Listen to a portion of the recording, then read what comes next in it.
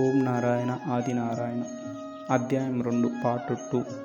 రమణయ్య అనే భక్తుడు దున్నపోతుల బండితో అగ్నిగుండానికి నిరంతరం కట్టెలు తోలుతుండేవారు. మోపూరు దశయ్య, వెంకటయ్య మొదలగు సేవకులు శ్రీ స్వామివారికి కట్టెలు, బంతజమడు చెట్లు కొట్టేవారు. పగటిపూటప్పుడు శ్రీ స్వామివారు కూడా వీరితోటి అడవికి వెళ్ళేవారు. అయితే శ్రీ స్వామివారు కట్టెలు కొట్టి తమ సేవకుల నుండి కొంత దూరంలో ఏకాంతంగా తిరిగేవారు. కొన్నాళ్ళు పనాల చెట్లు మాత్రమే కొట్టమని శ్రీ స్వామివారు చూపేవారు. ఈ నిరంతర అగ్నిగుండం వలన కొన్ని మైళ్ళ దూరం అడవి సమూలంగా నిర్మూలమైంది. ఇదంతా పంట చేళ్ళు అవుతాయ్యా, ఇక్కడంతా ఊరవుతుంది, గోవు పాదమంత స్థలం కూడా చెక్కదు అని ఆనాడు శ్రీ స్వామివారు చెప్పిన మాటలు ఈనాడు నిజమైనాయి. శ్రీ స్వామివారు ఎక్కువగా తమకు బుద్ధి పుట్టినప్పుడల్లా తమకు తోచిన గ్రామాల్లో సంచరించేవారు. తరువాత వారి కాళ్ళు ఏ కారణంగానూ స్వాధీనంలో లేకుండా పోయాయి. వైద్యం చేయించాలంటే శ్రీ స్వామివారు సుతరాము ఒప్పుకోలేదు.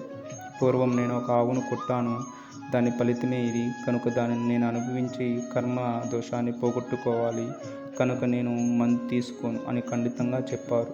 శ్రీ స్వామివారు నడవలేనందున ఒకే చోట ఉండేవారు. ఒకరోజు తన సేవకుడు రోషెరెడ్డితో, నన్ను తాటాకు మీద కూర్చోబెట్టి కొంచెం దూరం లాక్కుపోయా అని అడిగారు. అతను అలానే చేశాడు. తాటాకు మీద తీసుకుపోవడం శ్రీ స్వామివారికి బాధగా ఉంటుందని 6 అంగుళాలు ఎత్తుగల 4 చక్రాల బండిని చేయించి దానిపై కూర్చోబెట్టి శ్రీ స్వామివారు కోరిన చోటుకు భక్తులు లాక్కుపోయేవారు. ఒక్కొక్కప్పుడు బండి గతుల్లో పడి వాళ్ళంతా అదిరేది. తరువాత భక్తులు డోలిలో మోసుకుపోతామని అడిగి స్వామి అంగీకరించాక వారలా శ్రీ స్వామివారిని మోస్తుండేవారు.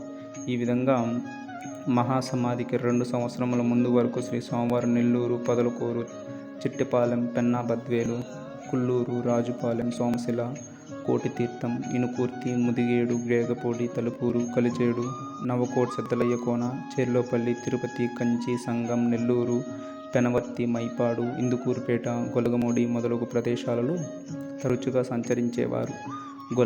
శ్రీ స్వామివారు ఏనాడు గృహస్థులను ఆశ్రయించలేదు. దేవాలయము, పాడుపడ్డ ఇల్లు, చావడి, పాఠశాల, వేప చెట్టు మొదలుగా వాటిని ఆశ్రయించేవారు. నిష్కపటమైన భక్తి శ్రద్ధలతో గృహస్థులు మనస్ఫూర్తిగా అర్తితో ఆహ్వానిస్తే వారి గృహములకు వెళ్ళేవారు. కానీ అక్కడ కూడా వారి ఇంటి బయట కానీ, కొట్టాలలో కానీ, వరండాలో కానీ ఉండేవారు. వర్షం వచ్చి తడుస్తున్నప్పుడు చెరు కిందనైనా ఒదుక్కుంటారే కానీ ఇంట్లోకి రారు. ఎక్కడైనా ఇంట్లోకి వచ్చి దుని వేశారంటే ఇంకా ఆ ఇంటి వారు చాలా అదృష్టవంతులు అన్నమాట. శ్రీ స్వామివారు ఒక్కరే తిరిగేటప్పుడు తీవ్రంగా ఆకలైనప్పుడు భగవంతుడు చూపిన ఇంటికి వెళ్ళి వారు పెట్టింది తిని వెళ్ళిపోయేవారు. అయితే అన్నం ఉంచుకొని లేదని చెప్తే పలానా చోట పలానా ఉట్టి మీద పలానా కూర ఉన్నదని తాను చూచినట్లు చెప్పేవారు. కనుక పిచ్చి వెంకయ్యలు సామాన్యుడు కాడని అడిగిన వారు తప్పక అన్నం పెట్టేవారు. దానికి వాళ్ళు 100 రెట్లు అధికంగా ప్రతిఫలం కూడా పొందేవారు. శ్రీ స్వామివారు బాగా నడిచే రోజులలో ఏనాడు పాదరక్షకులు ధరించేవారు కాదు. అడవుల్లో తిరుగుతుండేవారు. ముళ్ళు గుచ్చుకుంటే తీసుకునేందుకు మల్లెముళ్ళు, సూది, దెబ్బనం, చాకు తమతో ఎప్పుడూ ఉంచుకునేవారు. వారి కాళ్ళలో నుండి ఒకసారి భక్తులు 2 అంగుళాల పొడవు గల ముళ్ళును కూడా తీసి సందర్భాలు ఉన్నాయి. అది చూచిన వారు ఆశ్చర్యపోయేవారు. శ్రీ స్వామివారు గుండం వేసుకునేటప్పుడు గుండానికి 4 అంగుళాల దూరంలో తల ఉంచి పడుకోవడం చూచాను. అంత దగ్గరలో మనం ఉంటే ఆ సెగకు మనం ఓర్చుకోలేము. తమ తోట దగ్గర ఒక గుంట తవ్వి పెన్నా నీళ్ళను ఆ కాలువ ద్వారా ఆ గుంటలకు పెట్టి ఆ గుంటలోని నీళ్ళను ఏతం ద్వారా తమ తోటలకు పెట్టుకుంటారు రైతులు. శ్రీ స్వామివారి చుట్టూ వెళ్ళే కాలువలోని నీటిని సగం నీరు పెన్నకు వదిలేవారు. మిగిలిన సగం నీరు తోటకు మడవ కట్టాలంటే 2 మనుషులు అవసరమయ్యేవారట. అంత ఎక్కువగా నీళ్లు పారేవి.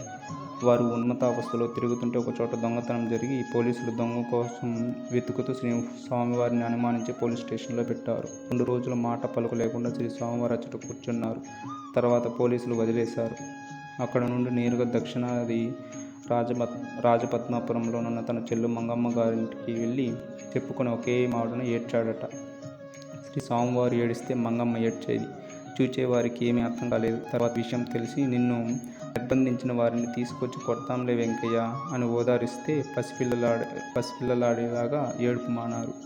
అక్కడక్కడ తిరిగి సాయంకాలానికి అన్నానికి చెల్లెలి దగ్గరికి వెళ్ళేవారు. శ్రీ స్వామివారు వెంకన్న దండుగా తిండి తింటున్నాడని బావామద్దులు ఏమాత్రం అసంతృప్తిగా ఉన్నా సరే అక్కడ నిలిచేది లేదు. శ్రీ స్వామివారు వస్తే మౌనంగా అన్నం పెట్టి తలుపు వేసి మనం బయటకు వస్తే తింటారు. మనం వారి అన్నం దగ్గర ఉంటే మీరు బయటకు పోండి తింటాను అనేవారు. సాయంకాలం దాకా చేలల్లోనూ అడవిలలోనూ తిరిగి వచ్చేటప్పుడు 2 సేర్లు గుత్తి వేరుశెనక్కాయలు ఏరి మూట కట్టుకొని చెల్లెలికిచ్చి అన్నం తిని వెళ్ళేవారు. వారికి రుణపడరాదని కాబోలు శ్రీ స్వామివారు అలా చేసేవారు. ఇంటి నుండి బయటకు వెళ్ళాక మరలా తమ స్వగ్రామమైన నాగుల వెల్లటూరు రాలేదట. ఒకసారి ఆయన పక్క గ్రామంలో ఉంటే శ్రీ స్వామివారి తమ్ముళ్ళు వెళ్ళి పిలిస్తే వచ్చారు.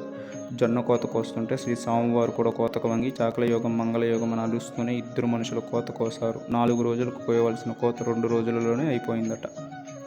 స్వామి అని ప్రఖ్యాతిగాంచాక వీరు పలానా చోట ఉన్నారని తెలిసి వీరి తల్లిగారు తిలబండారాలు చేసి తీసుకువెళ్ళి సమర్పిస్తే వాటిని తమతోనున్న వారందరికీ సమానంగా పంచమని తర్వాత వారు స్వల్పంగా తీసుకున్నారు. ఒక రోజున శ్రీ స్వామివారు మంగమ్మ గారింటి రాత్రి భోజనం చేసి మళ్ళీ అంతలోనే మరలా వచ్చి, బావా, మంగమ్మ ఏదో మందు పెట్టింది, ఒళ్ళంతా సూదులతో కూర్చున్నట్లు మంటలు చురుకులుగా ఉంది, అన్నం పెట్టండి అన్నారు. అప్పటికి అందరూ భోజనం చేసి పడుకున్నారు. ఇప్పుడు ఎక్కడ వెంకయ్య, అన్నం లేదు, పొద్దున వండి పెడతాము అన్నారు. అట్లాగైతే వడ్లు కానీ రాగులు కానీ పెట్టమని అడిగారు. 2 సేర్లు రాగులు పెట్టించుకుపోయి వాటిని తాను తినకుండా చీమలకు పోశారు. చీమల ఆకలి తీరితే ఆయన ఆకలి తీరుతుంది కాబోలు. బద్వేలు గ్రామం వద్ద అంకాలమ్మ బోటు అనే చోట పెన్నా నది 20 అడుగులు వెడల్పు కరిగి పారుతుంది. శ్రీ స్వామివారు అచ్చట ఆ నదికి స్వయంగా ఇసుక మోసి 5 అడుగుల ఎత్తున కట్టవేసేవారు. అలాంటప్పుడు జయరామరాజు వెంకయ్య ఇసుక మోసి శ్రీ స్వామివారికి సహాయం చేసేవారు. పెన్నా నది ప్రవాహం తగ్గి నీళ్లు నిలిచాక ఆ నీళ్ల నుండి 2 అడుగుల వెడల్పు కాలువ తీసి ఆ నీటిని నదీ ప్రవాహ దిశకు వ్యతిరేక దిశలో కొంత దూరం పారించి తిరిగి ఆ నీటిని నదీ ప్రవాహంలో కలిపేవారు. ఆ విధంగా ఆ చిన్న కాలువ నీరు నదీ ప్రవాహంలో కలిసే చోట కంపు తుక్కు నీటిపై పెట్టి తన యొద్దనున్న కాల్చిన కపిలమోకు నిప్పు ఆ కంపుకు పెట్టేవారు. మంట వేస్తూ మనుషులను ఎవరిని దగ్గరకు రానిచ్చేవారు కాదు. ఆ నీటిలో ముంతను తీసుకుని మంటకు ఇరువైపులా తిరగబోస్తూ ఉండేవారు. సేవకులతో అనేవారు, అయ్యా, ఈ నీళ్ల విలువ ఎంతనుకున్నావు? తులం 300 కోట్లు. ఈరోజు లోకం అంతటికీ ఖర్చుకు పోను ఇంకా డబ్బు మిగిలింది అనేవారు. ఎందుకు స్వామి ఇదంతా అంటే, పెద్దమ్మవారు దూములు వైద్యము కలిమి గాని కలరా పాపము తగ్గేందుకయ్యా అనేవారు. ఓం నారాయణ ఆది నారాయణ. అధ్యాయం 2 పార్ట్ 1 సమాప్తం.